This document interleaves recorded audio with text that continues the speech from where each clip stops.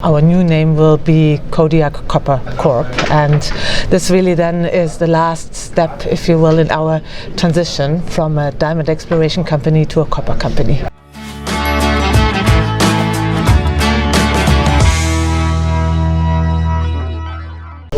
Hello and welcome to PDAC 2020. My name is Florian Munsch and I'm here with Claudia Tornquist. Claudia is CEO of Dunnedin Ventures, a company that is known as a diamond company but has recently made a strategic change to its business model and became a copper company. And with that, there's going to be a name change. But maybe Claudia, you can tell the story best. So what is Dunnedin Ventures about and what's your new name? Yep.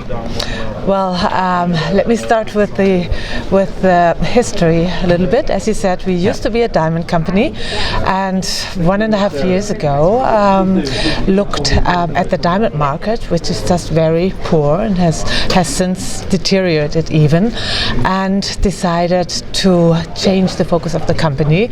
And we always had a copper-porphory exploration project in the portfolio.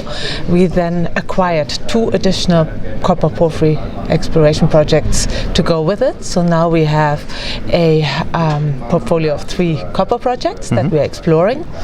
Last year, 2019, was our year of transition, if you will, where we acquired the new project, permitted, and then at the end of the year we drilled for the first time our most advanced project, MPD, in southern British Columbia.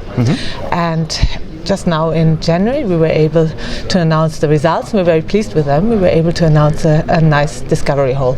Maybe you could go a little bit on the background. So why did you decide to go for copper? Do you see a special opportunity arising in the years to come? We really like the copper fundamentals. The whole story about copper is really the green revolution. Anything that's the name green in it, whether that's electric vehicles, whether that's solar, wind energy, all these technologies require a lot of copper, and a lot more copper than the technologies they replace, conventional cars or gas-fired or coal-fired energy. And so there's a lot of demand coming for copper, even if you believe only half of the ambitions of all the car manufacturers, of all the governments, of all the energy firms. There's a lot of copper required for this green revolution. And if you look at the flip side, the supply side is very depleted. Many mines are getting old and production is declining, grades are declining, and the pipeline of development projects is at an all-time low. There's very, very little in development. In my experience, all the major copper companies, they are really looking for good new projects. And especially new projects in a good jurisdiction and with good access to, for example, roads and electricity grid. So that's what you're doing at MPD. Exactly. That's one of the key reasons why we really liked MPD, why we acquired it. It's very, very accessible.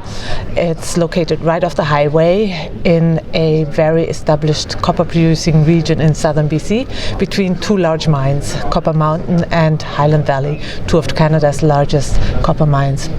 Near Copper Mountain, okay. And you also have a second project which you acquired last year, if I'm right, the Mojave Project. What about this? Mojave is also a copper-porphory project. It's located in Arizona. It's in many ways very similar to MPD in that it's also a large-scale copper-porphory advanced exploration previously explored.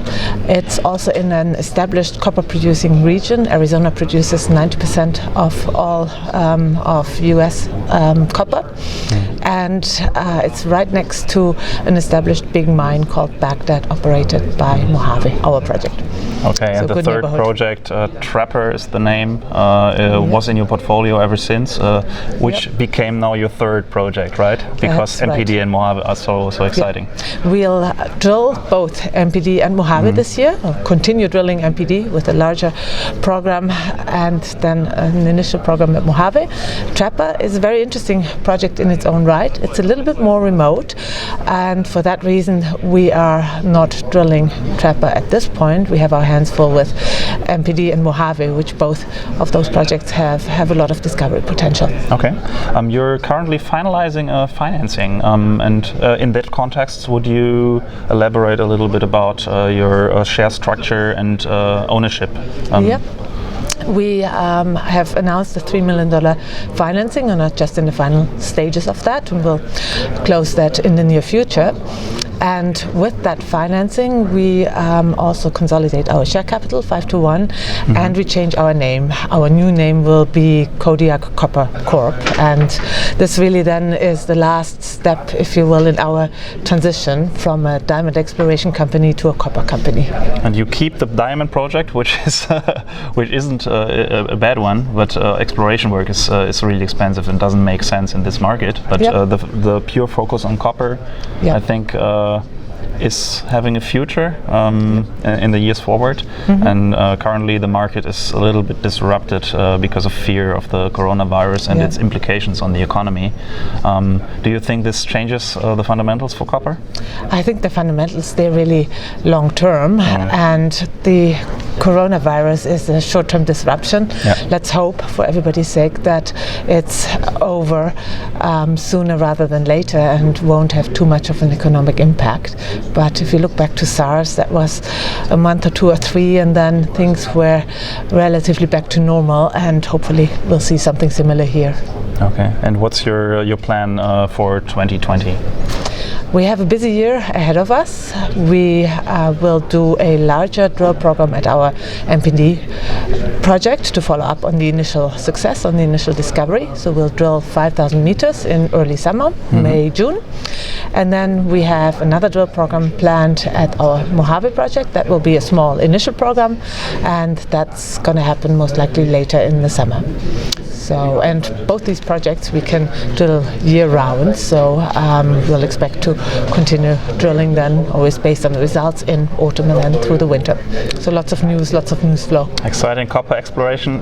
Claudia, anything you would like to add? Or summarize?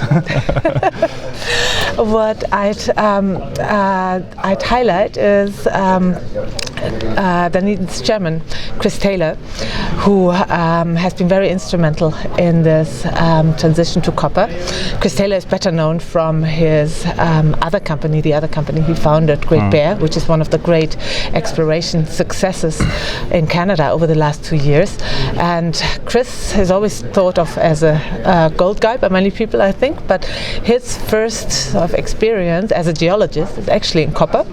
He explored for almost 10 years for copper-porphory in North America, and it's really his contacts, his relationship, his expertise that allowed us to acquire these 2 high-quality projects. And he's also involved very much in our exploration on the technical side. And so credit goes to him for the strategic shift, and we're now in a very good position to move the company forward. And you're part of the discovery group, so different companies exactly under one umbrella. Exactly. So discovery group is an alliance of companies all working out of the same office space that John Robbins, a very well-known mining entrepreneur in Canada, has put together.